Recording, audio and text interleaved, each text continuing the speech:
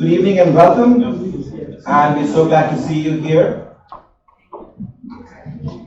I'm Arni Bhatnagar. I'm the director of the Christina Lee Brown Environment Institute and a professor of medicine at the University of Louisville here. And I've been doing this for almost 25 years. So I've been a long time UofL employee and had the privilege of learning from lots of my students and colleagues, and to be able to develop new and fresh initiatives. And one of the things that we started several years ago was this institute, which was based on the idea that we need to understand the impact of the environment on human health before we can actually begin to understand how we remain healthy, how long do we live, and how much disease risk we have. So within that initiative, we created this large institute where we study the effect of the environment and different environmental factors on human health, and looking at the environment in a much broader context. So we think that the environment is not just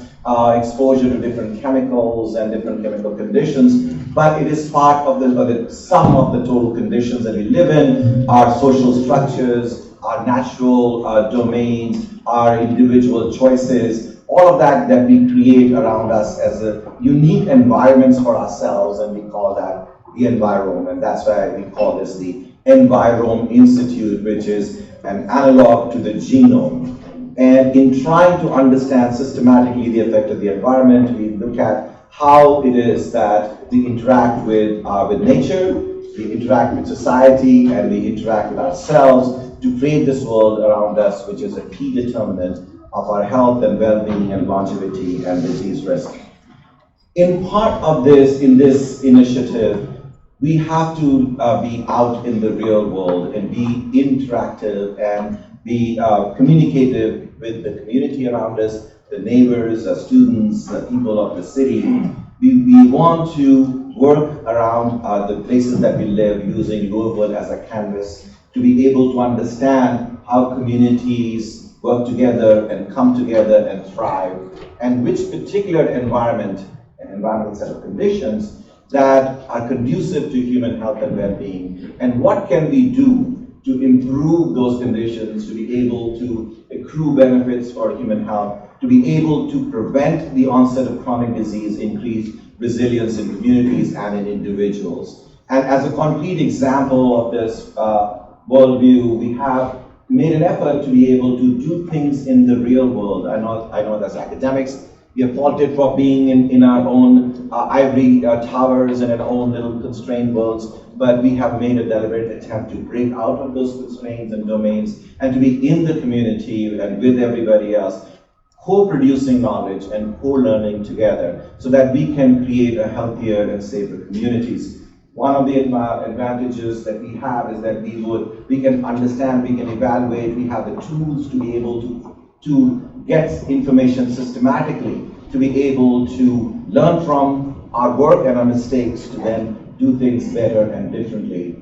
One example of our work is, I'm sure you've heard, is called the Green Heart Project, where we are looking at how to plant large trees, thousands of these trees in a community. How would that affect the health of a community? And I invite you to go drive down the Waterson Freeway, and you will see right near the 3rd Street all the thousands of trees we planted, just to see if that would help communities. And we are doing health evaluations in that area for the last 6-7 years, and continue to do it for another 5 or 6 years that we are funded.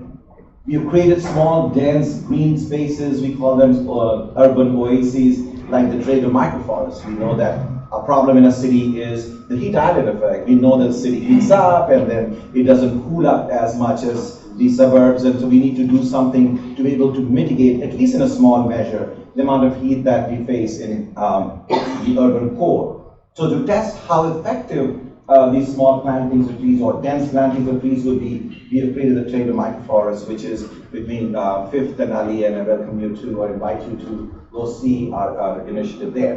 We have begun a project which we call the Green Print Project, is to be able to see how greenness could be directed to places within that downtown where it's needed most. And we've been challenged with trying to imagine what downtown Louisville would look like if we had it a greener and a more systematically organized place. So we have had these initiatives as part of the institute. And one of the initiatives is why we're here today. I think that we have to start a conversation with the community because we need to be in constant dialogue and understanding and partnership with people that we live with and share the city. We need to understand what our problems are, what our needs are, what our aspirations are, so that we can work collectively in developing more effective and more sound solutions. And I think Louisville is a good example of a real sort of mid-American city where the things that we learn here will be widely applicable to many parts of the country, if not the entire world. I think the lessons that we learn here could be applicable elsewhere. So we thought that this is not just something we do as one of our side sort of luxuries, but as something essential to our mission and sort of critical to our studies is to have a dialogue. And in this dialogue, we're trying to understand how we can respond to the needs of the community better. So we're very grateful that Natasha's organized this and that this is just one of the first series of events that we're trying to work on. This is about information, it's about communication, it's about science, but there's more to come about art and so on. So it's very exciting, and we look forward to the discussion. We look forward to Natasha sort of introducing the panel and telling us what we will talk about. But before we do that, I want to acknowledge somebody really special because I'm proud to present the first sort of Science and Environmental Communication Champion Award. And we want to really recognize Corner Griffin. If you come here, Corner, we here in Louisville and at the university are really fortunate to have you in Louisville.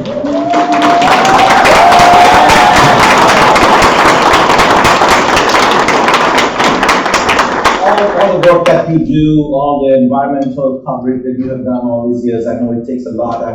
That's my personal people, my family is a journalist, and I know what it takes to be a good journalist.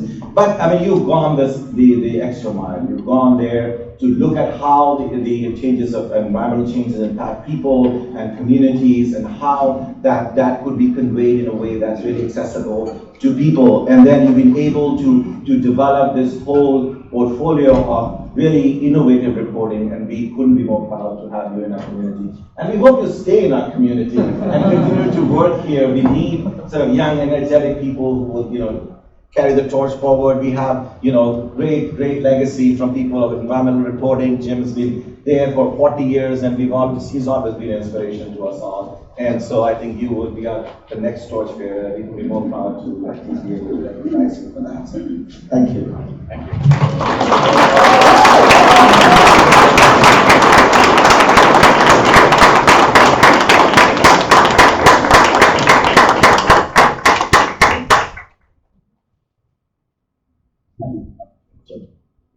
And now for the main event that you've all been waiting for, and I invite Natasha DiGianni. I've known Natasha for many, many years. I'm so proud that she's part of our group here. She was taken away for a year or so by the White House, and then things changed, as we all know. And so the good part was that she came back and joined us again. So thank you for being here, Natasha. You can introduce yourself.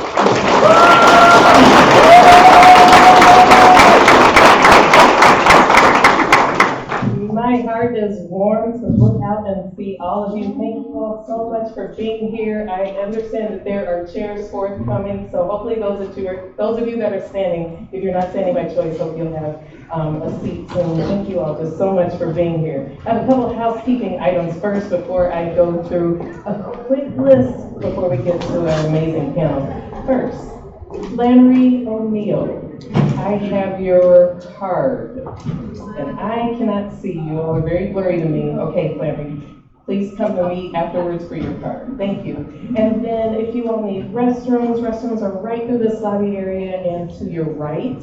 And with that, thank you so much to Dr. Bhatnagar for your kind introduction, for your kind welcome into today's session. I certainly want to acknowledge Dr. Bhatnagar as the leader of the Christina Lee Brown Environment Institute, Dr. Ted Smith, who is in the room as well, co-founder, and certainly our namesake is Christy Brown. I also need to acknowledge our team. Dr. Joy Hart, I would say that maybe 75% of you are in this room because you received an email from Joy. Thank you, Joy. And Joy has worked tirelessly into helping going today to be a success. Thank you to Eviana as well. Eviana is a graduating senior at University of Louisville who has joined our community engagement team. This is part of her brainchild as well. And the other half of you are here because you saw flyers that Eviana posted throughout the neighborhoods. So thank you. Many thanks also to Neshla, who is here, Mary Bentley, David Hecker, who is handling sound and audio today, Laura Bomar, Lori Phillips, and Dr. Candy Walker, who are all here with us in spirit. Olivia Forrester Stallings, who also helped tremendously to get the word out. There are a number of Environ faculty and staff, too many for me to name in this moment, but I'm grateful for the Environ Institute, their support and their participation today. There are a number of vendors that we must acknowledge as well. We are in this amazing facility and are so grateful to the Kentucky Center for African American Heritage for allowing us to host the kickoff. Hopefully you all enjoyed culinary delights from Farm to Fork Catering and Rebecca as well. And I hope that you got to interact with some of the tablers, including the Louisville Clinical Translational Research Center, the School of Medicine's Office of Community Engagement, Kentucky Natural Lands Trust, Wilderness Louisville, Kentucky Resources Council, Louisville Climate Action Network, and Trees Louisville. Thank you all for coming and sharing your resources with the community. And certainly want to join the Ann program in congratulating Connor Giffen on being the recipient of the first Ann Science Award, the Environmental Communication Champion Award. And so with that, yes, please.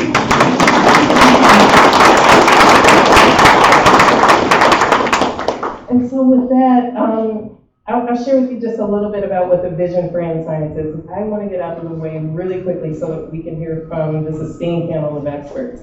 But this is a new quarterly health series that's called Ann Science, and it's meant to look at conversations that are at the intersection of science and a number of fields that have a lot of overlap, but don't seem like they have as much overlap.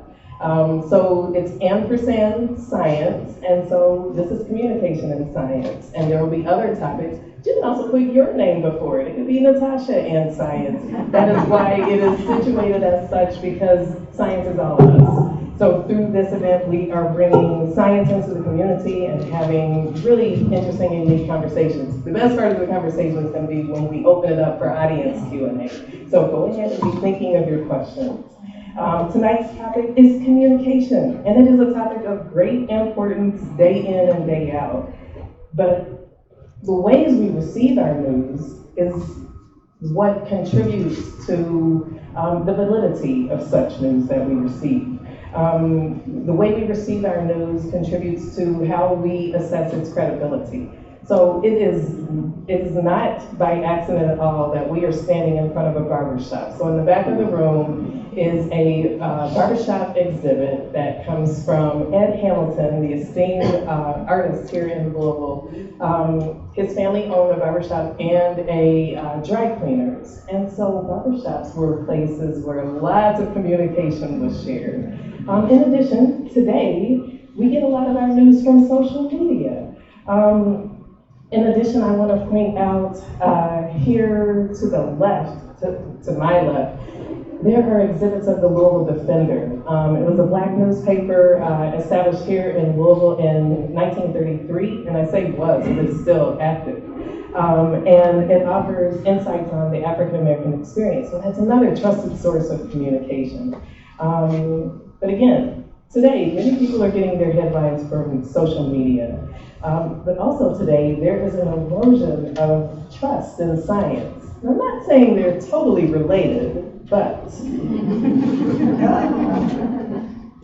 as reported, mistrust in science communication can come from a number of areas, but I'll list out a couple. One, poor communication of scientists, since we have a panel of skilled communicators.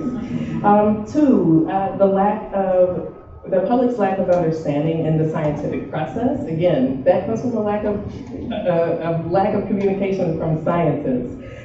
We have historical instances of flawed and unethical research, consider the Tuskegee syphilis study. And then fourth is misinformation that's communicated via social media. So when we have this erosion in science and science communication, that contributes to a lack of understanding, and that contributes to more distrust and misinterpretations. That allows science to be perceived as political. And that also contributes to an erosion of trust in institutions. And so those consequences include public health risks, which we'll explore some of tonight, damaged relationships between physicians and patients, for example, and societal impact, where issues like climate change go unchecked. Or it takes longer to provide solutions for such. So we have one time to get this right, and we're living in that time where we have this opportunity to get it right. Events over the past couple weeks bring greater light to the importance of this conversation. Consider the conversation right now around acetaminophen, data centers, measles, and then if we go back a little further, fear of the windmills causing cancer, increased poisoning due to people drinking bleach, and so much else that stands to affect our health. So as such, again, we have a panel that has deep expertise, that are trusted communicators here in Louisville and beyond. So please join me in welcoming Tawana Andrew, Jim Brugers, Dr. Nick Periwitz, Dr. Wayne Tuckson, and Morgan Watkins.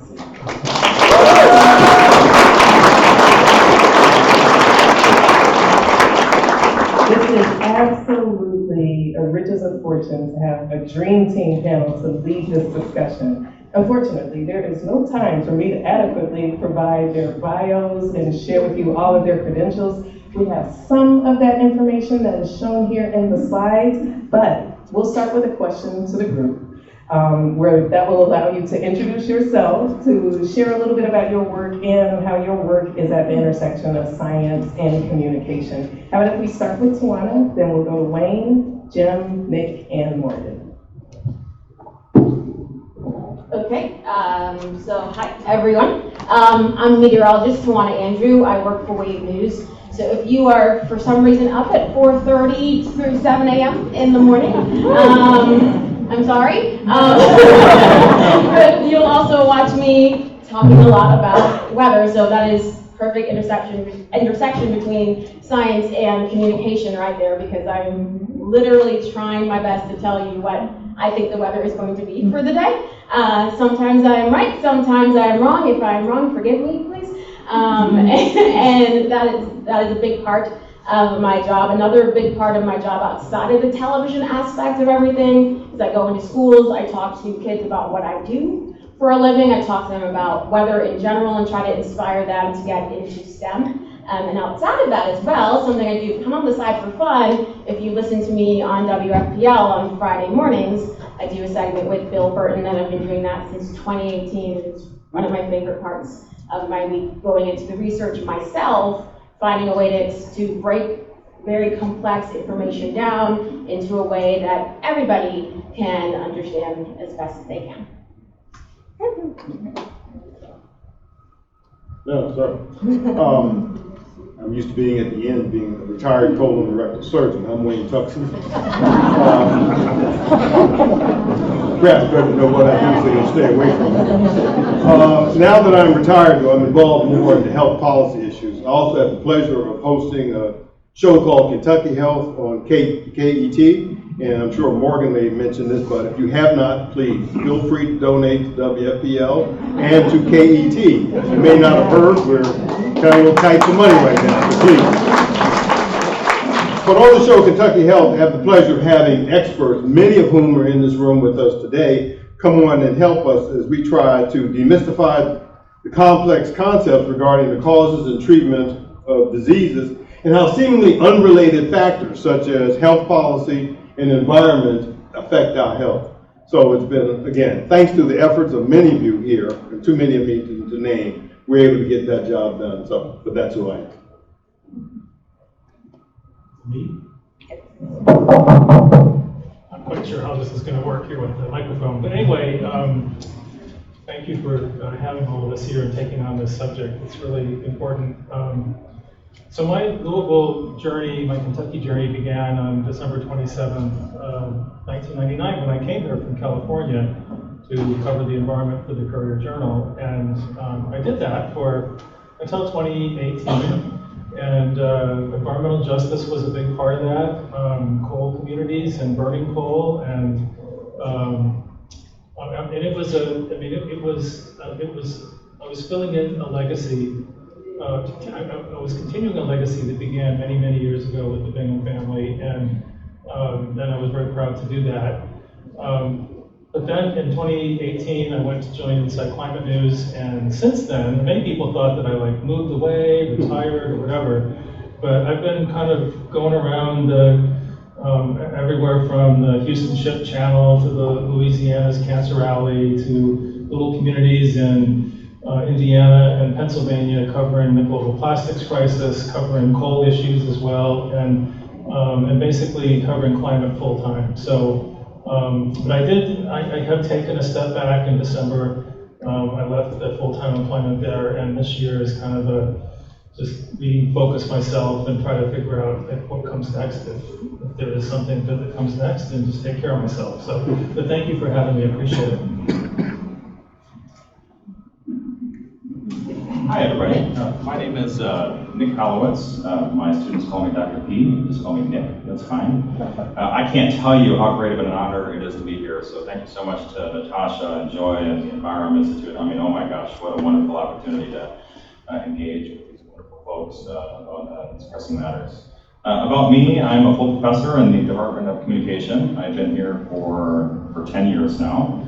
I study environmental communication, specifically extractive rhetorics and mining rhetorics. I recently wrote a book about a global mining company called Rio Tinto and its different rhetorical strategies at different sites of extraction in the American West. That's my fourth book. I also wrote books on public memory at the 9/11 Memorial and Memorial Museum, and also at the National Museum for Peace and Justice down in Montgomery, Alabama.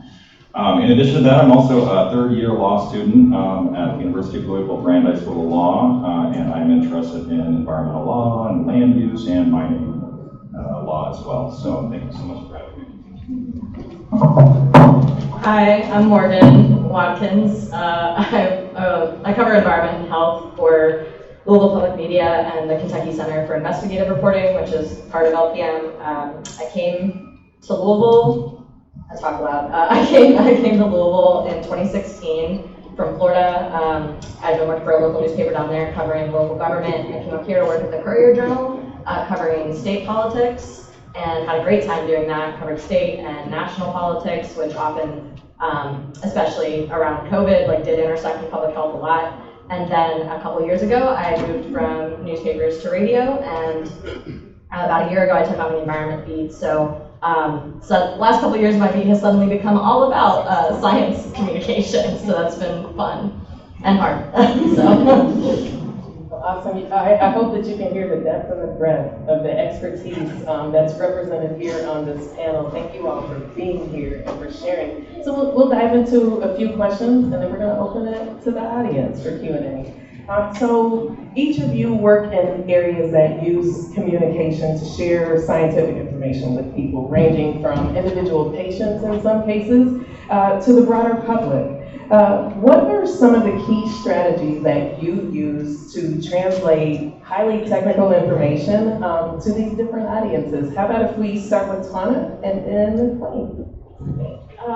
So for me, I don't know if anybody's heard of the acronym KISS, keep it simple, stupid. That is literally the core of everything that I do. A really good friend of mine, actually, she was one of our morning producers. She just moved to Nightside. She told me, just make it as simple as you can for people, because at the end of the day, you don't know where anybody's education level is, you don't know when they are jumping into the conversation, that you don't know how they're even fully aware, if they're even fully awake early in the morning, you haven't had your coffee yet, so you're still trying to figure out life, much less what the weather is. So trying to keep things as simple as humanly possible, that is my big thing. I'm always, if you watch me in the morning, you'll see that I'm very straight to the point. I don't have time to dilly-dally, neither do you. You're trying to get ready for your day. So my big thing is trying to get into it, make it as as simple as possible, keep it concise, quick, easy to understand information, so you can get in, out, and move on. So that is the biggest focus, because sometimes, and so this is something I've learned throughout the years from when I was in college to now, as a scientist, you basically speak a different language than the rest of the general public. You're going to be using terminology, jargon that not everybody is familiar with. If I mention the quasi-geostrophic equation, most people in the room are not going to know what I'm talking about. And that is a core part of meteorology. I get that, but you may not. So that is not something I'm going to be bringing up to you early in the morning at 5 a.m. So I try to keep things as simple and as easy to understand as possible. And sometimes that involves having people relay information back to me, just be like, I didn't understand quite what you said. And it even involves tweaking the way that I say things. If you watch me, you'll never hear me say percentages for rain chances. You will always hear me say isolated rain chances, scattered rain chances, widespread rain chances. Because most people do not understand what a 60% chance of rainfall means. Basically, it means that for 60% of the 32 counties that we cover, at some point in this 12 to 24 hour span, you will get rain. Most people don't know that. So I will say you have a better chance for scattered showers or hit and miss showers in the afternoon to keep it as easy and to understand as possible. So the biggest thing is sometimes as scientists, we overcomplicate the information that we're trying to relate to the public, and that's just going to be bouncing right off those ears and never getting back to what people are trying to understand. No one's going to absorb that information. So keeping it as simple as possible is the biggest aspect of what my job is every day. Well, Tuan, I can tell you that with my patients, when I give them a bowel prep, I can guarantee them 100% chance of poo with a chance of I can give them percentages, you're right. But I think, Natasha, you said it very importantly, is the level of mistrust which is out there right now. And there are two issues which have led to this unprecedented level of mistrust. And I will also say, I also kind of go back to keeping things simple. If you remember Denzel Washington's character in the movie Philadelphia, and he said, explain it to me like I'm a 6-year-old. And the problem is that folks in my industry, that's healthcare, we've not done a very effective job in raising our community's IQ, health IQs. They don't understand what's going on. They don't understand what is health. In fact, we, in many cases, have failed in explaining the factors that give rise to the development of diseases and illnesses, and then don't engage in the discussion of all of the treatment options that are available. Included in that discussion, we don't talk about the quantity of life, the quality of life, and the cost of the various options that are available. We somehow leave that stuff out. Another important concept, and though related to health IQ, is this: there's a perceived top-down pronouncement from those of us in the health industry. We are telling the community what to do, and we very often fail to validate the concerns of patients and their family. In fact, there's often an offhanded dismissal of real concerns and questions that people raise. No matter the level or the origin of their concerns, by our not paying attention to them or validating their concerns, this just fuels that mistrust. So, we must engage with those holding dissenting views from the theories and practices that many of us accept prima facie. We must understand the source of their opinions, how they grow, and accept the many dissenting views, because oftentimes they are heartfelt, and we can't dismiss them out of hand. So, that's fun. Appreciate all this. I think that the advice on keeping things simple goes beyond just scientists who tend to make things a little bit more technical, but I think in all of our fields, I think we can apply this really effectively. Thank you so much for sharing. So Morgan and Jim, across your work, what types of environmental issues or health impacts related to the environment resonate most with your listeners or your viewers? Something near and dear to our heart, certainly in the Environment Institute and widely. We'd love to hear what of those issues seem to be resonating most with readers and listeners right now. That's a great question. I think I am eternally trying to figure that out.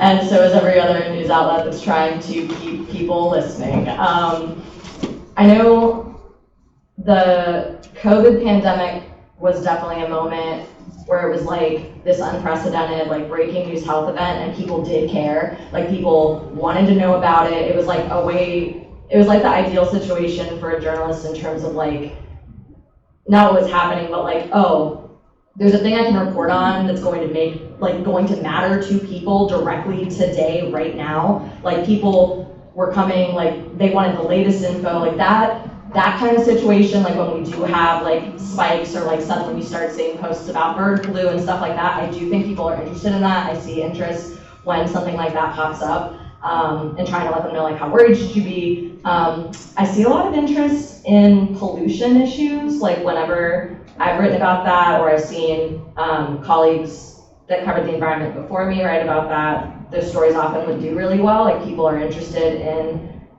what the water they're drinking and the air they're breathing, especially like when it would be more specific, like not just, hey, there's microplastics everywhere, but like, hey, there's, you know, this type of pollutant coming out of this place in your community, and here's sort of the details there.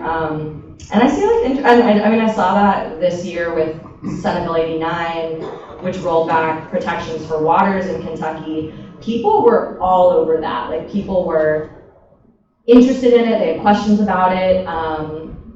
They talked a lot really passionately about, like we got a lot of emails and stuff from people like talking passionately about how their love for their waters. I just did a bunch of stories this week on the Ohio River and this new restoration plan for that. And we did an event to try to have something like this, like a community conversation, and like people turned out for that. And like people there were really engaged with like, how can I help the river? Like that's part of my life. So I think those kinds of things people do seem to connect with a lot. So I've spent my career in pursuit of like the story. That's what it's the one thing I have control of in a newsroom is, somehow choosing the story that I'm gonna report on, and then doing the reporting and kind of executing that process. There's all kinds of other stuff that can happen in a newsroom with newsroom politics and whatever, but the one thing a reporter, generally, you have to work with editors, so you have to deal with that. And what I've found over time is that a good story, a story that's like super compelling, it'll find its audience. And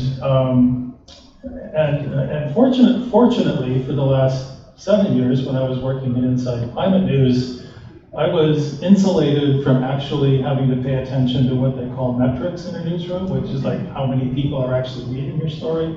Because that kind of drove me crazy when I was at the CJ and I was able to monitor all that all the time. But eventually, over the last several years, we would hear if our story did well. And also what I would find out is if a story that I wrote got picked up by a lot of other publications, that was this, it finds an audience. So what makes a great story? I think it has to have, there has to be like some sort of irony or conflict or something revelatory that you haven't heard before. And we've all gone to sometimes we've been listening to NPR or whatever, we hear something, we pull over on the side of the road because we want to concentrate on it. Or, in the old days, some stories would literally jump out of the news racks from your newspaper. And I think it's because you're telling those stories through the lens of people who are truly affected by whatever it is that you're writing about. You're giving them something that they didn't know about before. You're tapping into emotions, and we're always constantly told, people are at public meetings, you're constantly told, let's not have emotion, let's not have emotion. But emotion is what drives people to do things. And I think as a science writer or as an environmental journalist, you can tap into that emotion and do it in a responsible way as long as you, ground it in data. And if I could just say 3 things that really concern me right now. So on September 12th, the EPA announced that it was going to be proposing to end the quote, burdensome greenhouse gas reporting program, unquote, which is where businesses have to report how much greenhouse gases they emit. That's the database that myself and a colleague at Inside Climate News used to report a couple of years ago about how the Chemours plant in town was producing was doing more damage to the climate in its annual emissions than all the cars in the community here.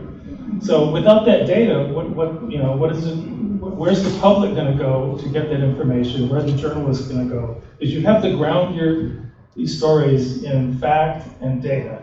The EJ Screen website, which is something I used for years to help me better understand the communities that I'm reporting on. This is a database that probably about half the people in this room are familiar with, or more, but it gave a profile of how a community was affected by a whole bunch of things: pollution and health and income, and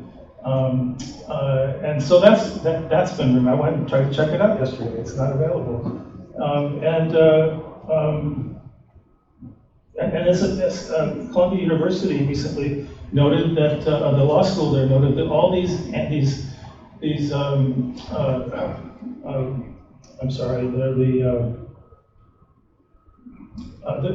periodic national climate assessments have been removed from the federal government website. And so that's where you go to find out like what's going on in my region. And it's updated every, 3 or 4 years by the top scientists in the government working with academics around the country. And so anyway, it's a combination of those things. And that's how I have tried to deal with my reporting in pursuit of this story. You are speaking my language. You're on my street. Everything you said certainly resonates, and all of the buildup over the years. I want to share with the audience that you can still access EJ Screen. The government is no longer updating it, but there are groups that have been taking and rehousing the environmental data and the environmental tools that are no longer available through our federal government. So I'll just do a plug really quickly. It comes from the Public Environmental Data Partners, the Open Environmental Data Partners, the WAVAC project. Don't mark my words on that. And the Internet Archive has taken and retrieved old data sets and old websites. And you can access much of that through screening-tools.com. So you can still see EJ Screen, which was EPA's flagship environmental justice tool, the Climate and Economic Justice Screening Tool that came out of the Biden-Harris administration, the Climate Vulnerability Index that came from the Department of Health and Human Services.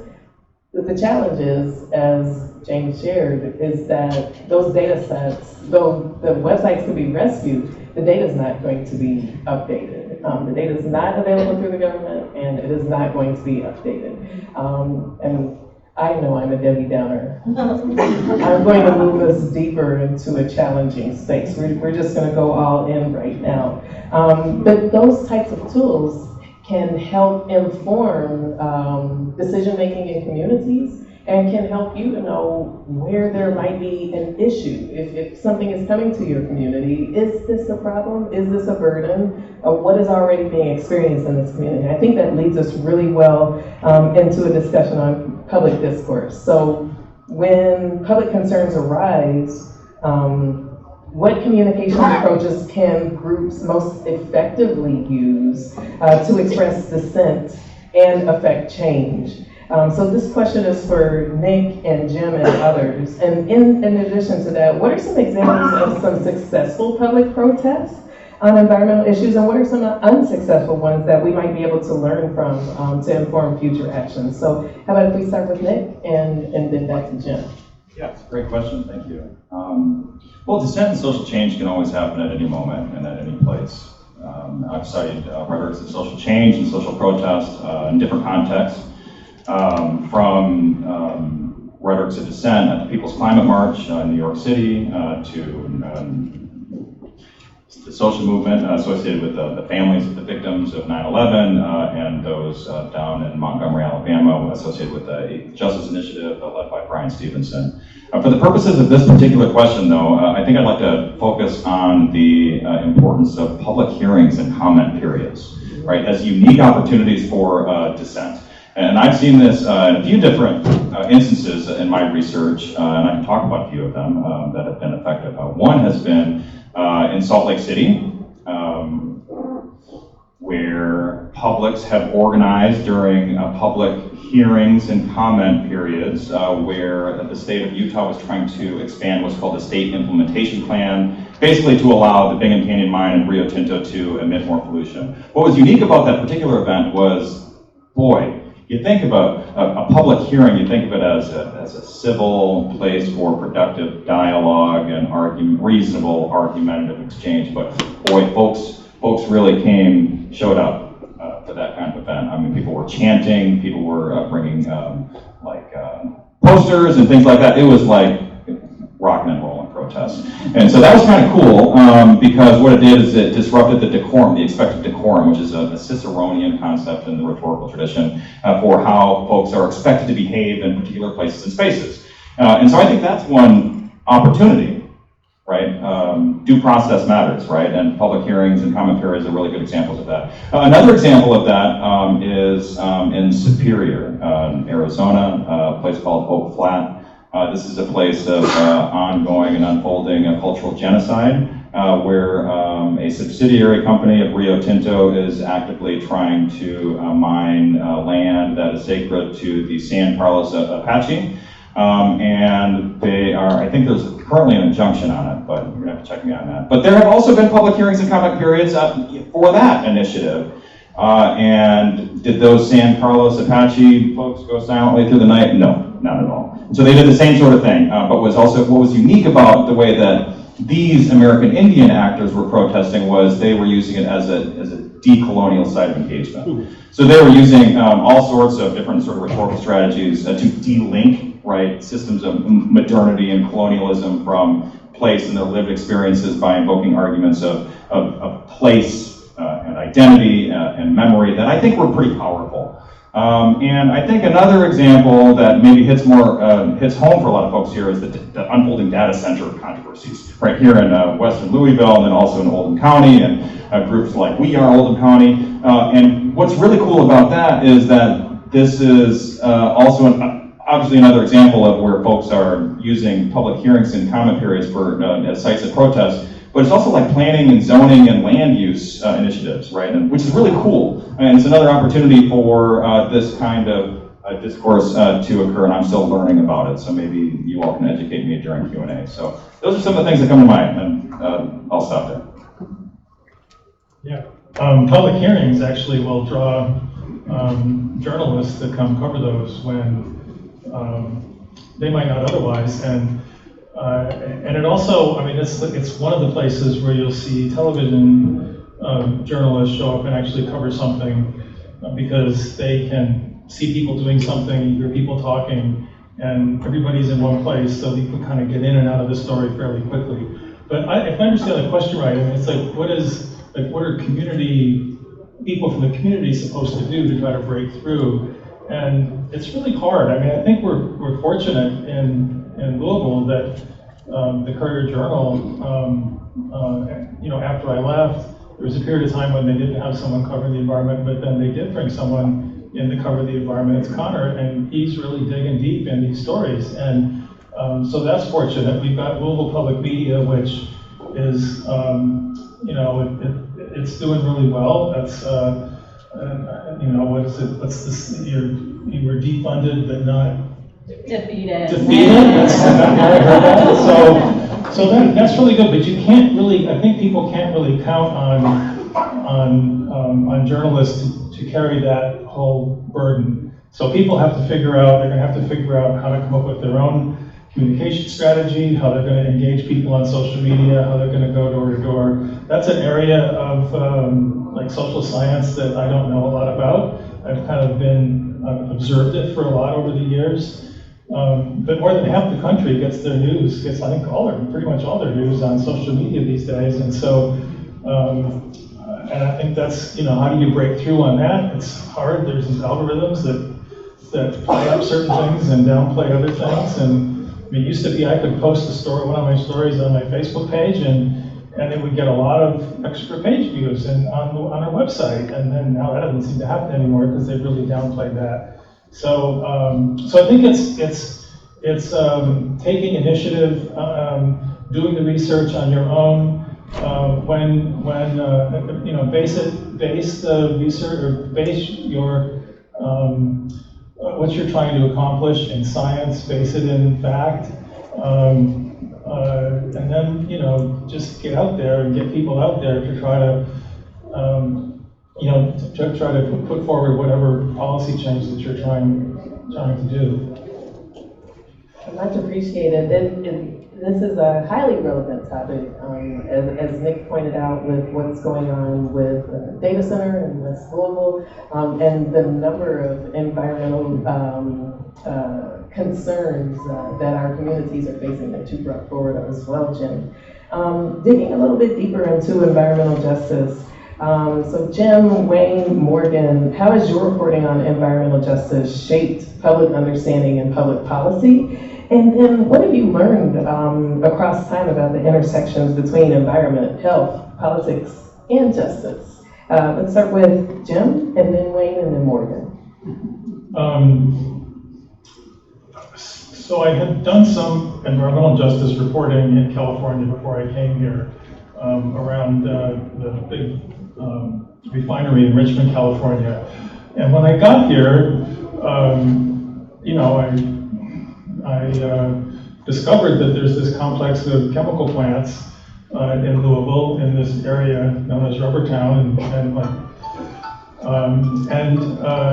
that was just a really intense 5 years of reporting and covering communities. And I came in like years after.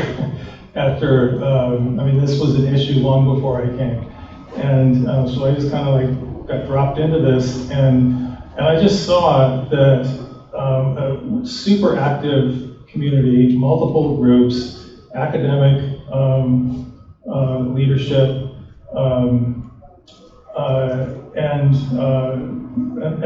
strong leadership ultimately from the city, from the Air Pollution Control District, ended up producing a program, the toxic air reduction program, that actually resulted in cleaner air, and less people are now getting sick and probably dying because of that. So that's one example of my career that really made a difference. And another one was I started writing about trees and their lack of tree canopy around, 2015 or 2016. And I think that the interest around trees, maybe, I'm not seeing quite the upswell or whatever, groundswell, I guess, but there's now an established tree sort of organization infrastructure where we have Trees Louisville, and they're planting trees, and there's doing studies and coming up with tree plans, and there was another groundswell of people really wanting to identify with the trees.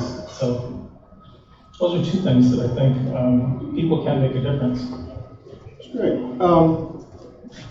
There is a huge inequitable distribution between economic rewards and environmental burdens. And during discussions at both the corporate and legislative levels, immediate monetary gains always seem to trump environmental and health concerns. With the affected population, and caring and well-intentioned individuals are all faced with the conundrum. Do we have a job today and eat, or do we eat free-range chickens 20 years down the road in healthy air? Well, I think we know where the pendulum swings. We have not done an effective enough job in correlating environmental pollution and disease. At least I have not seen it to be. And obstacles include correlation does not equal causation. I have to put that in for Dr. Conklin. He always says that. But also, more importantly, the advantages of being a physician, I can see immediately the outcome of some intervention that I have. But when we look at it from public health policy, there's a long lag. You plant a tree, when are you going to breathe that air from that tree? We're talking long term. So there's this long and, time from when your intervention till you see the benefit. And also, during this time, many contrarian arguments are developed, and we're oftentimes faced with false alternatives, which just aren't true. Again, I come down to the decision of making economic, jobs versus health, living well now. But I think what is clear is that when decisions are made, it is important that the underrepresented and lower demographic groups who bear the consequences, half as we already heard, have to be sitting at the table or even presenting themselves in those areas where these decisions are. Because those decisions that sacrifice our health down the road for immediate economic gain are short-sighted, because they don't fully account for the direct healthcare costs required to manage the acute and chronic illnesses that develop, nor those acquired things, nor the financial impact of lost days from work and lost productivity from those individuals and the damage it causes to families of persisting that poverty index. So I think it's incumbent when we talk about this is we have to give the information to the community so that the community is able to come to make certain decisions, both for the short-term and long-term interest. And it's incumbent upon us to present the material in such a manner that it is digestible and actionable. I don't know if anything I've written has caused public policy change or anything. I don't think, like, for me, like, that's the dream, right? Like, is like someone like Jim, like, right, like, people locally are making a difference. He takes an interest in the issue. He writes about it. Collectively, like, then you get to play a small part in pushing the envelope and getting policy changed. The big moment for that, right, was like Silent Spring, right? Like, that book comes out from a scientist who was a very effective communicator about something she cared about, which was pesticides, and you get the EPA and you get all these landmark laws, changed. But that's like getting any public policy changed, I think, has always been a fight. And you can't control what the outcome's gonna be. Like, as a communicator, like, I am always like, I can only control what stories I decide to pursue, how I communicate that story to people, and then hope that people hear it and learn something from it and maybe take an interest and maybe tell a friend, hey, I heard this thing and I decided I want to get involved in X thing locally, or write into my public comment period about this event that's happening to tell my lawmakers how I feel. Like, that's, I think, how you get the public shifts in opinion. But I think you do still see impacts from that. Like, yes, all these environmental, like, we're seeing environmental justice grants get rolled back by the federal government right now, but the only reason those environmental justice grants or programs existed at all was because everyday people and activists, like, spoke out about their experiences and what they were seeing, and because journalists, often just like a handful of them, took an interest and put a spotlight on it, and that shifted, like, the pendulum, even if the pendulum swings back at some point. So yeah, I feel like for me, it's always like, just, can I give people a little more of an understanding? Like, for me, like, I always feel good. Like, the best days for me are when, like, I get an email from someone who's like, hey, I read your thing, or hey, I heard you on the radio, and I didn't know about this, or I thought I knew about this, but I learned something different from it, and thanks for that. And now I'm gonna donate to X thing, or I'm gonna get involved. Like, that's always, I'm like, that's the closest to, like, a difference that I can, like, make as one person. You're all making a huge difference, because there are some issues that people are not aware of until you communicate them, or there are some issues that people experience day in and day out that they don't feel seen until you capture that, and until that story comes to you, or that is brought to your attention, or you take that issue on. So, but I hear you loud and clear. Community policy change is a fight, but it's all of us together. So I have one question specifically for Tawana, two big picture questions for the group, and I'm excited to open it to audience Q&A. So I hope folks are thinking of their questions. That is your reminder to be thinking of questions. So Tawana, you are celebrated for making highly technical science very understandable through your TV, through your radio, and through your blog contributions. What suggestions do you have for increasing public understanding in science and interest in the environment? Still trying to figure that out. and not being entirely honest with that, because I'm sure a lot of people in this room have heard me on WFPL when I do the segments with Bill Burton. But trying to get that information out on any other platform, it is difficult. I mean, I'm sure most people don't even know that it's on Spotify. Like, you can listen to years worth of information of all of those segments on Spotify, but trying to post that on social media, the algorithm it just ignores it all, and then you're trying to figure out how to get people to listen, and even just getting a normal forecast out. In the mornings, I maybe get a consistent 12 people who interact with any of my posts on social media in terms of the normal weather forecast. So there's half of the problem is that there's so much information that it's hard to push through that and get to the people that you want to get to. One meteorologist who's doing an excellent job at this right now is down in South Florida, John Morales. He has been a chief down there for a very long time, and he noticed that there was an issue with people literally taking images from weather models and putting it out there. There was a girl last year who went viral on TikTok because she posted a little section of one particular weather model where it had a Category 5 hurricane hitting Florida on September 6th. And everybody went absolutely out of their minds on social media about it. And I saw that and I went, how do you battle that?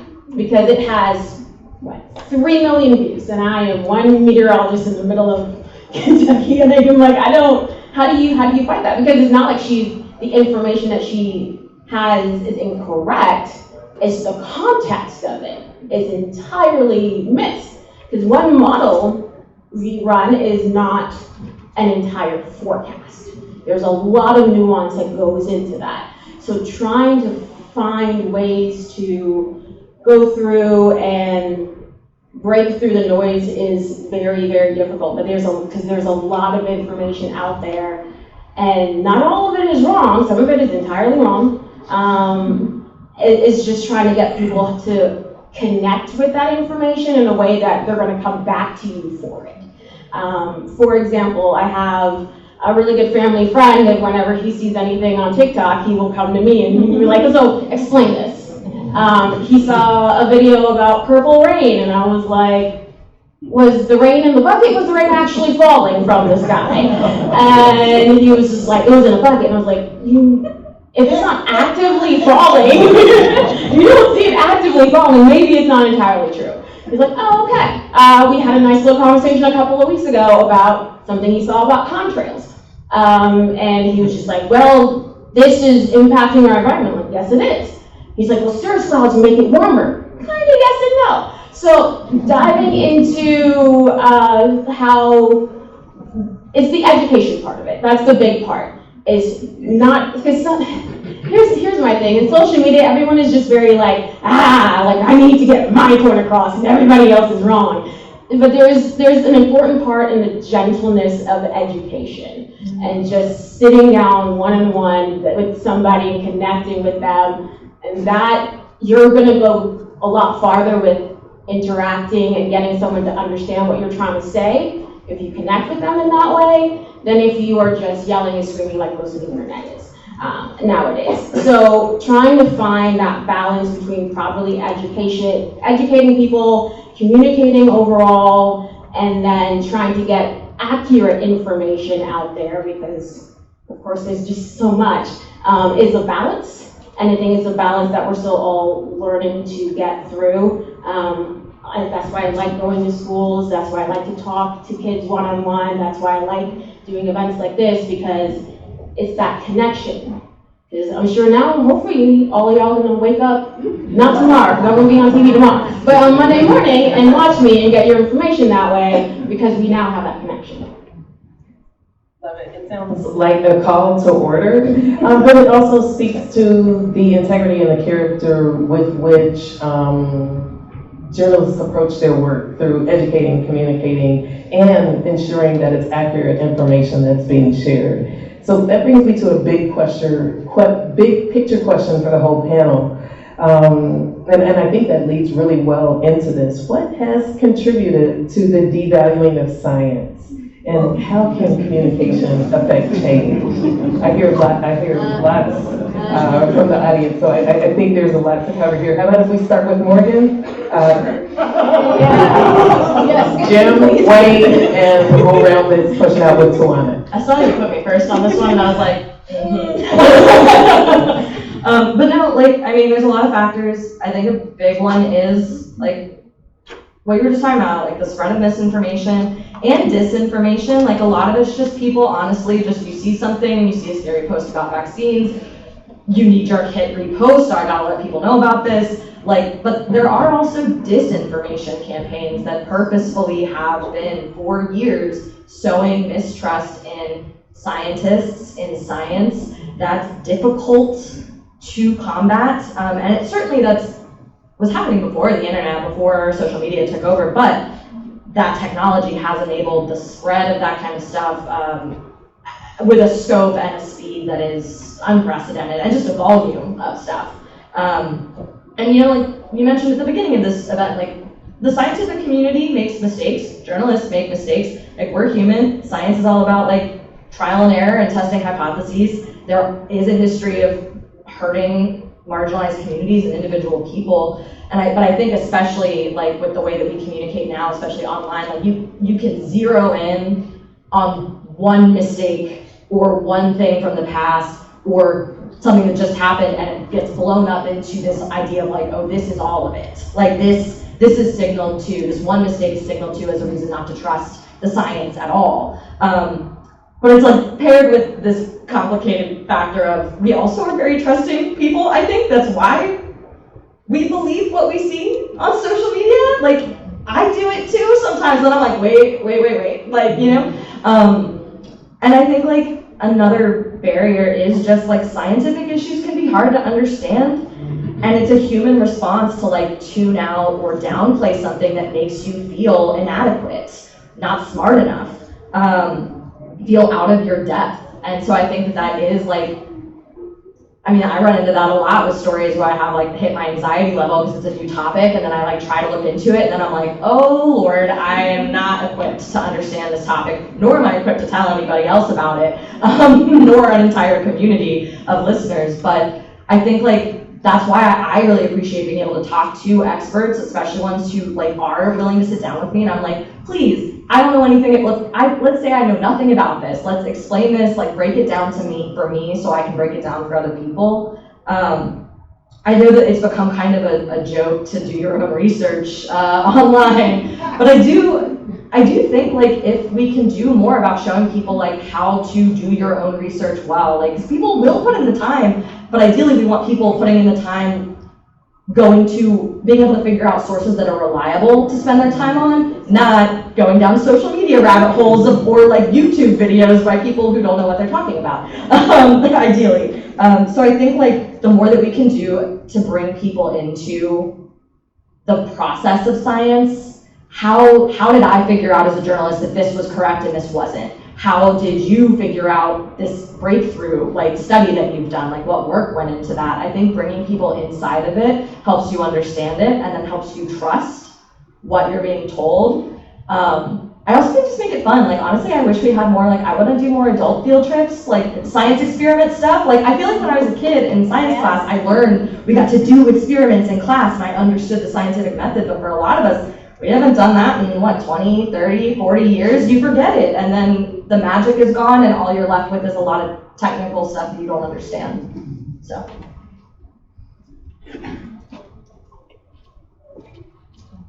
Me? Sure. Hi. Okay, so what do I think has contributed to the devaluing of science? I think one of the biggest things is the separation from science from the affected communities. Right. I think that scientists, like other folks, need to spend more time listening to the affected communities. Boy, listening is difficult. And my wife over there will be the first one to tell you that I am not always good at it. But it's tough. It's tough, right? To sit down and listen to the community, like figure out what their needs are and work with them, right? Design a research program initiative with them rather than, not necessarily against them, but you gotta stop treating affected communities like objects to be studied and extracted, right? I mean, it's like Rio Tinto, it's like an extractive model of science, right? Where scientists all too often are just going into communities, extracting data and blood samples and whatever, taking it to the labs, getting published, getting great awards for it and everything. That's great, it's important, but boy, we gotta get back. And so I think that that'll go a long way. I think the other thing that'll happen if we listen more closely to affected communities, I think we'll find that folks actually are interested in science and the environment, and they care about it. They just call it something else. So let's just do a better job listening. Awesome. Jim, Jim and Morgan and then me. Okay, so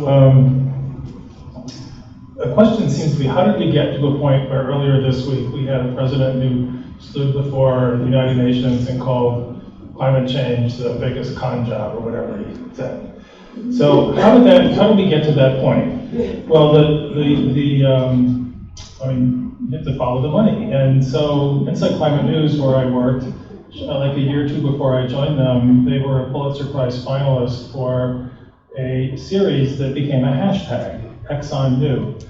And so they exposed through internal documents how ExxonMobil knew about climate change, understood its consequences, and yet misled the public about it. There's been I don't know how much money has been spent in a disinformation campaign by the fossil fuel companies, but it's been huge. And so that has not helped the public discourse in terms of just science. And the other one, which I'd spent a lot of time covering myself personally, is the global plastics crisis. And in particular, you probably all have seen the ads on TV or social media or whatever about how miraculously you can put all these plastics together and you know, they get through a chemical process, they miraculously turn out to be recycled into new plastics. Well, it doesn't work. They knew 25 years ago that it didn't work, but it's been important for them to try to keep that sort of myth going because because of economic self-interest for seeing plastics as a future for, as a future profit center when maybe transportation fuels are less likely, where they're a diminishing part. So I think really the disinformation, I mean, there's stuff coming from foreign countries on social media that are trying to rile us up and get us at odds and everything. But there has been a robust disinformation campaign that's been funded by industry that doesn't, that resists a clean energy future. The money. Wayne and then Tawana, because I mixed up the order, but go ahead. I don't know how many of you remember, but I remember as a kid looking up in the sky and seeing Sputnik. Now, that was a tremendous blow to two things in this country. Number one, security. But number two, national pride. Tremendous amount of money was then poured into science institutions. Buildings were built, scientists were brought in, all kinds of work was going in, a lot of to which winds up so we can all have microwave popcorn today. Well, the point being, in 1962, Telstar went up because of that scientific initiative. 7 years later, 10 years after Sputnik, a man landed on the moon. Now just think about that. We recognize the value of science and we put the money into it and it worked. Now we don't even talk about all the spin-offs that came from that. There was an interesting story in Harvard Magazine which said people now reject science because it clashes with their values and or ideology. Okay? Look at the 180-degree values and ideology. Science, it clashes with them. Matthew Hornsey, and I'll quote, So we have to have a different approach to providing more information or rational because more information rather and rational arguments won't sway science deniers. And the only hope for influencing their attitudes is by appealing to, as we heard earlier, the emotions that underlie them. Again, it kind of comes back. We cannot appeal to people through the logic of science. Make this correlation, you see this. It doesn't work that way anymore. But we have to demonstrate what the value of the science is, understand the misconceptions, understand the mythology with people believing, and address them at that base level, and then work from there. That's where we start. Kind of hard to follow that a little bit, I'll be honest. But yes, even I'm a big history buff, so going back and looking at the 60s to now and how technology has evolved is absolutely mind-blowing to think about it. But I think the problem where a lot of people have lost touch with science is that we now have too much information, but not enough information. There is a lot of quantity, but not enough quality. And right now, everybody is very much like, 30 seconds, give me the information, let's go. And you miss out on, as I was talking about before, that connection with, and as everyone has mentioned, if people don't see how it impacts them personally, they are not going to want to learn a little bit more about it. I have gotten emails and phone calls from every side of the aisle calling me every sort of name when I talk about climate. And so it literally doesn't matter what your ideology is, everybody has an opinion on how the climate is changing, if it's changing, if we even have a climate. So and everybody has an opinion, but not everybody is looking at the fact. And whenever somebody says any sort of anything to me about that, my point is, you don't have to believe in climate change for climate change to believe in you. Like, it is going to impact you in some sort of way at some point in your lifetime. In Louisville, we are seeing it in terms of the urban heat island effect getting much worse. It changes the way our precipitation falls in the city. It changes where we see flooding issues. It changes the health outcomes for our community. We see it in parts of the Carolinas, Helene, dealing with all of the flooding. You don't get hurricanes that strong that often. You don't get hurricanes dealing with other fronts and sitting over areas, dumping that much rain. That's historic. We are seeing more of historic heat waves in other parts of the country, droughts in other parts of the country. So at the end of the day, it's finding a way to educate people where they are, finding people where they are, because to be honest, they're not coming to you. They're not gonna come to you. They'd rather sit at home and try to get that information to come to them. So whether it's figuring out how to work with the algorithms or moving forward in that regard, it is a complicated issue, but it is really a mixture of just having too much and too little at the same time. And some of that is national pride, because there was a competition aspect to it back then. And now the competition is with each other next to, like somebody next to you, your neighbor. It's not with trying to better everyone as a whole. So I feel like that's where you miss out on the importance of science, how it grows, how we learn, and how overall we impact our communities. Thank you all so much. I think that everything in a combination of what has been shared has been building to this issue of misinformation and disinformation and how that is affecting what we're experiencing here and now. So the most important question for last in terms of the pre-planned questions, and then we are looking forward to questions that you have in the audience. We'll do a lightning round on this. We'll start with, we'll go right back to Tawana, Wayne, Jim, Nick, and then Morgan. So backwards order from last time. And you'll have to keep me honest on that. So how does misinformation and disinformation affect your work? What do you do about it? And what can people do to identify it? What is our responsibility to identify and resist misinformation and disinformation? How does misinformation impact my work? I wish y'all had seen some of the emails that I've gotten over the years. But it makes it hard to try to relate the information when people automatically think you're wrong. Because what is one of the most used phrases in terms of a meteorologist? Oh, I wish I could, do your job and be paid as much as you are for being wrong half the time. That is where I'm coming into the situation. Right, so I'm already starting at a loss, trying to relay what's going on in terms of just telling you whether or not it's going to rain. So that's how it just starts in terms of my job. And what I do to try to, thank you,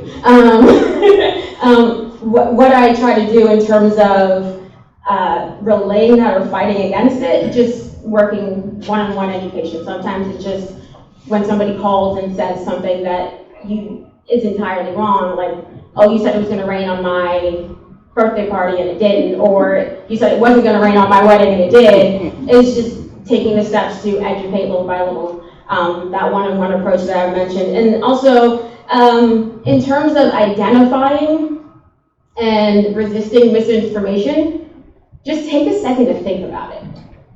That is, because we get so much info all the time, but taking a second to think and maybe I should double check and look at this. And before you hit share, before you hit like, before you say it to somebody else, before you text it to your aunt or something, your neighbor, take a second to look back at that info that you just consumed, even if you have to like Google or I guess if Bing is still a thing, Bing the info, whatever you need to do, and try to double check. It's that little time you take to question something that can make the biggest difference in resisting misinformation. Because too often we just hit like, hit repost, and move on. So just take a second, take a moment. I know our lives are really fast, but breathe a little bit and we'll get there. If Elvis was a state, he'd be Florida. Just think of the song All Shook Up. I am not Dr. Joseph Ladapo. This has got to be the most confused man in America. They're doing away with vaccines for kids.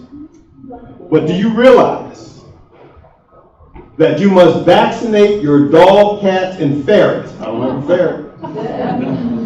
For rabies.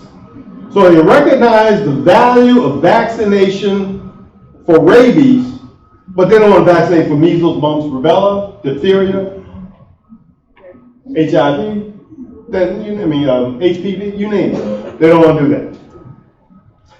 Misinformation has led to mistrust in the consequences, which we have seen with measles in Texas. Now, just think about this. The number one infectious disease. I could have measles and walk out this room, and I guarantee you, just about everybody in this radius here is going to get it. There's a good chance, yeah, you in particular.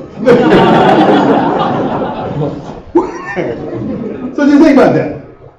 We have stopped clinical trials at the NCI. People are dying as a consequence of that. We've already talked about how data is not being collected.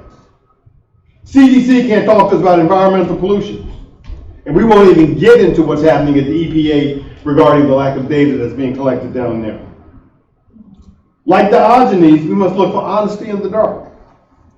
But when the light comes from the preponderance of scientific evidence, and it only shines in one direction, why am I going to look to the shadow?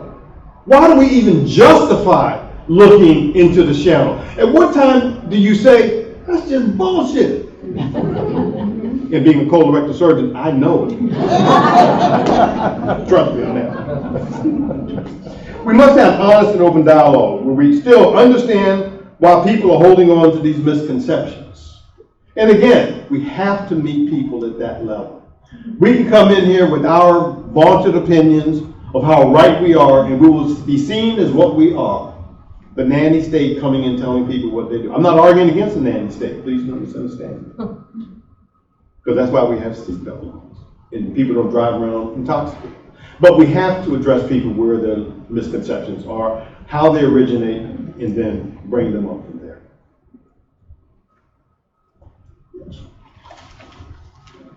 So the question is, how does misinformation, disinformation affect my work? And I guess the truth is that I don't really like that term.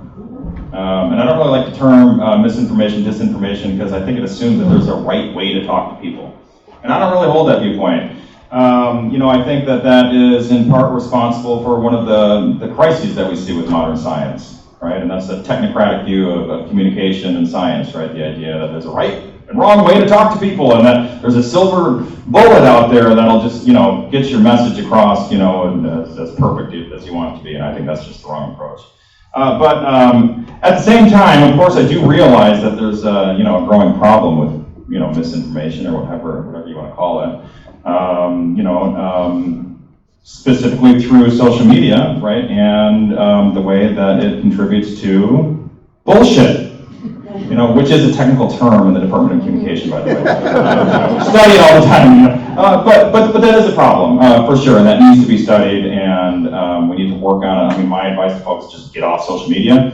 I'm not sure if that's the most popular opinion in the Department of Communication or elsewhere, but that's my viewpoint. I mean, ultimately, I think we just need to work on this, right? Information is not something that's neutral, so we need to just think about things differently. And do more listening, as I noted earlier. So, thank you. I think as a journalist, I mean, it's just you focus on when a political leader says something that's just flat out wrong, then you do a fact check. And so that's what I try to do. One of my favorite reporters on CNN, although I haven't seen him lately, I'm wondering where he is. But does anybody know? Have you seen Daniel Dale on CNN? He's like the fact checker guy, and he would come in after, and just after a speech or something like that, would just rattle off the 5, 10, 15, 20, 30 things that the person had just said that were wrong. It was amazing how fast he could do that. But it's just, when you try to set the record straight. If someone says the up is down, and when it really is, anyway, what I'm getting at. You just try to come back with the story that says what's really happening, and then maybe you have time later to go into investigating, well, why is this person or organization or whatever, why are they spreading information that's not factual? And then that becomes an interesting story in itself. Yeah, totally. I think something that's been, it's become more and more, I think it's always been a thing in journalism, right? Trying to make it clear someone's lying if that person has power, in particular, over people in your community or has been elected. I think something that I've struggled with, and every journalist I know has struggled with on some level, at least the local journalists, is when to cover something that's not true that's going viral. Do we write about an inaccurate, you've seen it with Tylenol, right? You're seeing on one hand there are fact checks, you're seeing stories here's what's up with Tylenol, actually, right? But then at the same time, we'll have these discussions about if a prominent politician said something that's super false, how do I weigh the benefit of highlighting that this is incorrect versus the risk of them spreading that misinformation or that lie or that rumor further? Because oftentimes that is what happens. There's research to show that happens. So it's when does an issue like that, a topic, reach a critical mass where it does make sense to try to do that? And I don't always make the right call on that. Every circumstance is a little different a lot of times, and the specifics are different. You kind of just try to do the best you can with figuring out, is this worth covering? Can I do this in a responsible way? I do think I've been thinking more about if one of the antidotes to that is spreading accurate information. If you're I've had it in my own, if I'm talking to someone, you may not feel safe, and that's totally okay. Sometimes I don't feel safe to tell someone if something they're telling me is like super wrong, especially if it is something they're very emotional about. But if you are talking to someone and they mention like, oh, I heard this, and you feel safe, be like, oh, by the way, like, that's not actually true. Or, oh, like, hey, I went and did this thing that, you know, maybe you've seen some stuff about online and actually it was totally fine. Or I talked to my doctor about it and they said, and here's what they told me, like, spreading like the good, accurate information that you do have, like in places where it makes sense, especially person to person, I think can make a difference. Because I do think that we tend to communicate best, you know, person to person when you can. So yeah, I don't know. That's it. Wonderful. Thank you all for sharing your wisdom with us. I'm sure we have some audience questions. I've seen people handwriting, so I hope that they're writing out some questions. We have time for a couple. I see a hand in the back, and I see a hand up front, and I'm going to do my best to get a microphone to you. Am I good with this? Thank you. Okay. I'll come to you, Anthony, second. I saw a hand. Someone will need to meet me back there.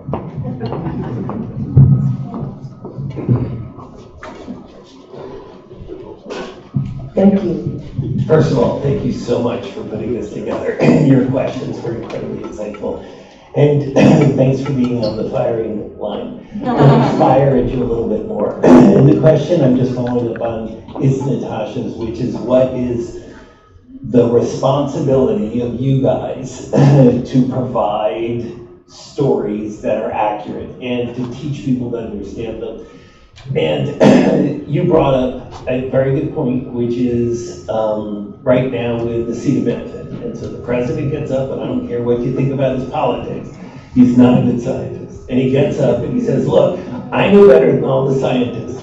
And there's absolutely no question that you could have shown pictures of him saying, and bleach in the veins is great.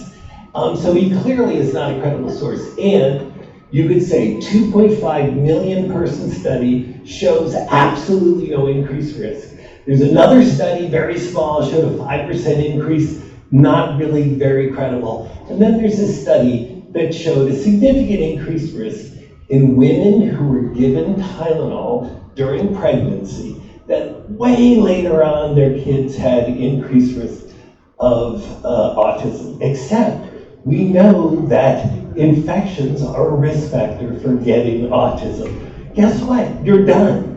You've taught people something about science. Now, I'm a scientist. If I decided to publish the paper that came out of Johns Hopkins, where I'm from, so I'm not proud of that, and I decided to publish that paper because I could get funded saying this, because it scares people, and I could actually knowingly publish this and over sort of sell it, because as a scientist, I'm going to get funded and I'm going to get more people to look at it. That's unethical. For you guys to get up and say, look what the president said, and give it publicity in the media is also unethical, to not have that the information. So my question is, what is the tension between your responsibility and, yes, if it bleeds and reads, but what's your responsibility as members of the community? Thank you for your question. I'll start. Because my perspective is a little different than everybody else up here.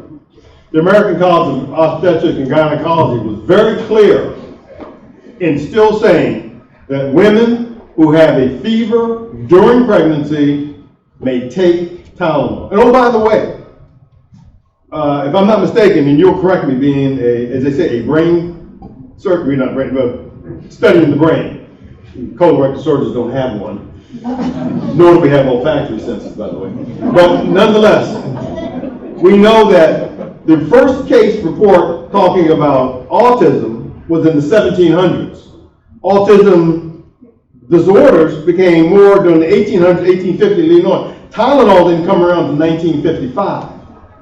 So I don't think things jump back. So the difference for a physician is this: we in the physician community, our respective organizations have to come out and tell people what the real science is. And that's what we do. And that is the difference. And we can stand up and say, the emperor has no clothes. This is not the right way to do it. I think, it's hard, right? Especially with that example you gave, right? Because you've got someone with an international platform. Like if the president wants to hold a press conference that is widely disseminated and say things, like there's a pretty strong argument that you gotta cover it on some level. I do think there's debates about what to cover, but in a situation, but a lot of times I do think like journalists have these debates, like do we cover that particular thing? And you don't know what stories they didn't run, right? Like you don't know what stories we chose not to do for these exact reasons. But I do think like, I know I put a lot of thought into like when something does pop off, like the Tylenol thing, people are talking about it. It's like, I put a lot of thought into like, okay, what's the headline? Because unfortunately, that's all people see. My great dream and the way to resist misinformation is to read the actual article, like read it, don't just see the headline and move on,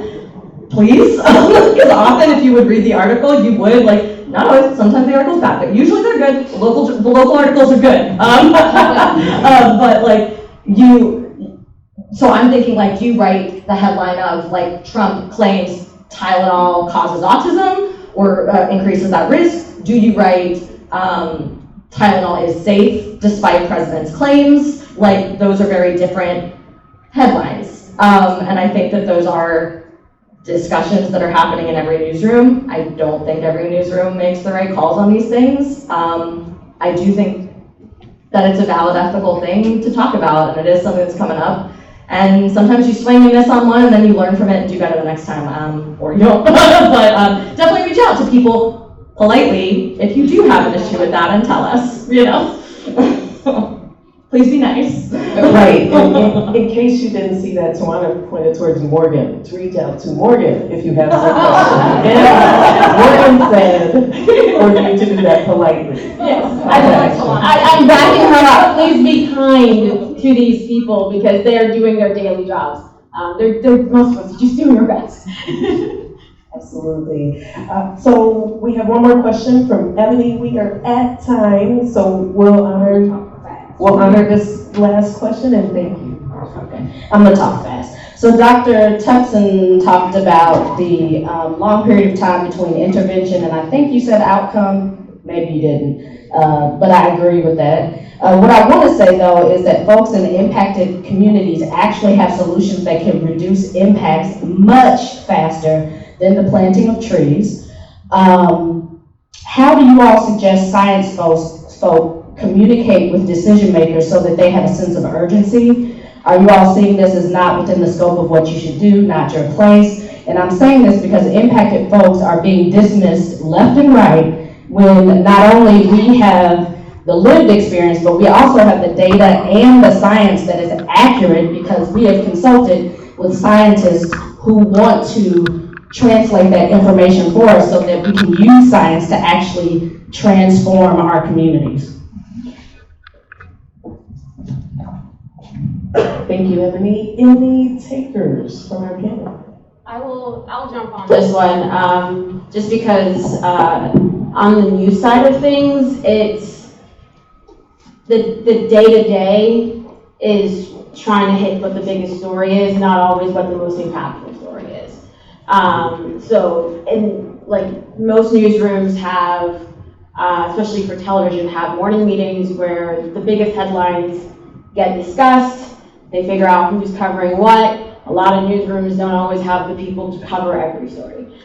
This is why it's always important to reach out to those newsrooms because a lot of the stories that we get come from the community.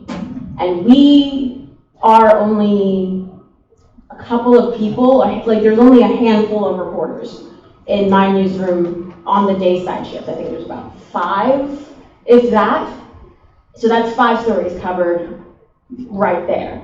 Plus you have producers who are in-house who don't even leave the newsroom 90% of the time.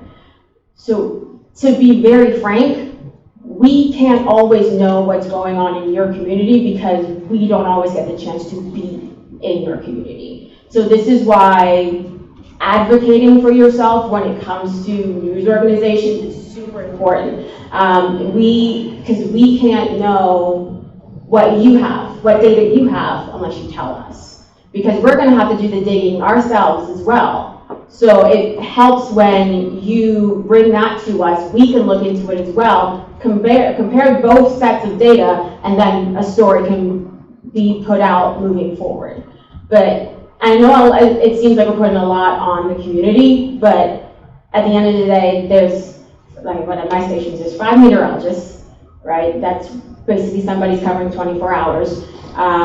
There's about, 13 reporters, there's about 10 producers, and that's all it is. And a lot of people don't get the opportunity, and keep in mind, especially for TV news, a lot of people aren't from here.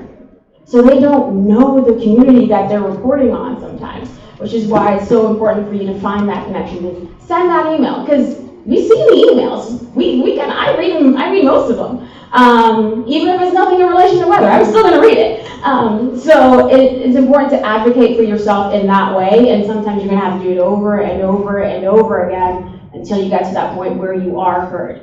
Because sometimes you are seen in terms of that email, in terms of that phone call, but there's not always the opportunity, the time, and the resources, because there's a lot of money that's being pulled from news stations right now, where they don't always have the resources to do those stories. So that is where you come into play with that. I hope that helps. I'm happy to jump in here real quick. I just want to say, oh boy, I love that question. I mean, that really gets at the heart of things. I mean, the way that I see things, that's exactly what needs to happen. To overcome this sort of extractive model of scientific research and so on and so forth. But I will say, folks are working on those kind of methods, right? I mean, folks in our very Department of Communication, folks like Joy Hart and Candy Walker are developing those kind of participatory, community-based approaches to science, and I think that's great. We need more of that sort of thing. I am not a scientist. I'm a rhetoric and argument guy, but even in my own research, right, I try to,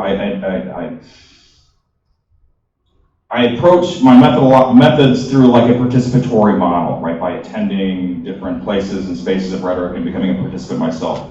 So I think more of that kind of stuff throughout academia could really go a long way to bridging these divisions that you're pointing out. And I would personally love to hear from local scientists who are an expert on something. Like if there's an issue that you think is important, or that you're seeing a lot of confusion around, reach out to me and other local reporters and just let me know, hey, if you ever need someone to talk about X public health issue or X science-y thing or science of climate or whatever, call me, because that's awesome. Because a lot of times I do just spend a lot of time just trying to find someone who's an expert and is willing to talk to me. And if you're not comfortable with that, I totally understand. But if you are, we would love to talk to you and include that perspective in as many stories as we can. I love that. I think that is a fantastic way to round out this panel discussion. Thank you. Please join me in thanking our ladies. Tawana Andrews, Ray Collins, Kathleen Hudson, and Morgan Watkins. Thank you all so much for being here. So we have special gifts for you. Please don't leave without your gifts. It's a small token of our appreciation for you taking time, sharing your expertise and your enthusiasm with this audience. And thank all of you for being here. We're really excited for the kickoff of the And Science Forum series. And we look forward to sharing with you when the next series, or when the next iteration of the series will begin. So thank you all. I don't want to get in the way of dinner. Some folks might be hungry, but we really appreciate you coming out tonight. Oh man, I learned so much from you.